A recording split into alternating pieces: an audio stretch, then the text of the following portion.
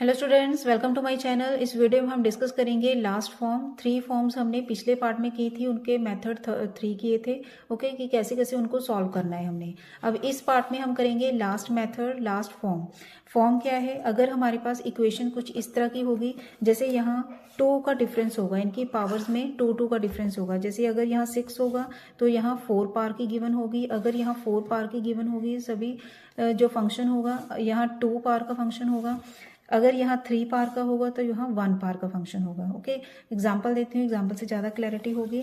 इस टाइप के क्वेश्चंस में ये बिल्कुल सिंपल क्वेश्चंस है। इनमें सिंपली करना क्या होता है, अगर हमारे पास बाय इंस्पेक्शन अगर ये फॉर्म आ गई तो जो f(n)(x)(y) जो हाईएस्ट पावर की फंक्शन होगा, इसी को ही हमने 0 के बराबर इक्वेट करना है। ओके, 0 के बराबर इक्वेट करके जितने फैक्टर्स आएंगे, these all are asymptotes। Okay, अब देखिए example, find all asymptotes of this following curve के। ये देखिए x² 1 1, तो कितना हो गया टोटल? 2 + 2 + 1 + 1 कितना हो गया? 6। तो ये हो गई फंक्शन जिसकी पावर है 6, f(6)(xy) प्लस, और इसको क्या लिखना है? देखिए स्क्वायर 1 + 1 कितना हो गया टोटल? 4। तो ये टोटल 4 की होगी, ये टोटल 6 पावर की होगी। तो दोनों में डिफरेंस कितना आ गया? 2 का। ओके, तो सिंपली हम क्या करेंगे, जितने भी f(6)(xy) की फैक्टर्स होंगे उन्हीं को ही सबको 0 के बराबर इक्वेट करना है, एंड यही सभी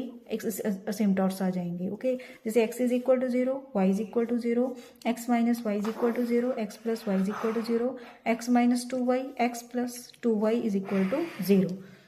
क्लियर? नाउ सेकेंड क्वेश्चन, एक और एग्जांपल कर लेते हैं इसी में। ये क्यूबिक होगी, देखिए ये क्लियरली क्यूबिक है, और साथ में ये क्या हो गया?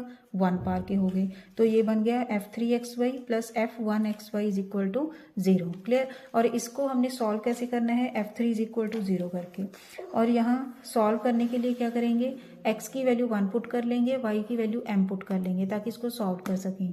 तो ये क्यूबिक इक्वेशन बन जाएगी। क्यूबिक इक्वेशन को हमने सॉल्व करना है। ओके, सॉल्व करके हमारे पास बनेगा, देखिए m 1 - 6m + 11m² - 6m³ = 0। तो इसको क्यूबिक इक्वेशन को हमने सॉल्व कर लिया। फैक्टर्स आ गए m-1, 2m-1, 3m-1 = 0।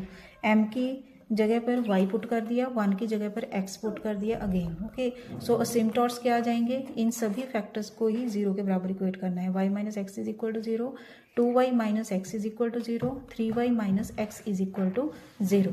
Clear student?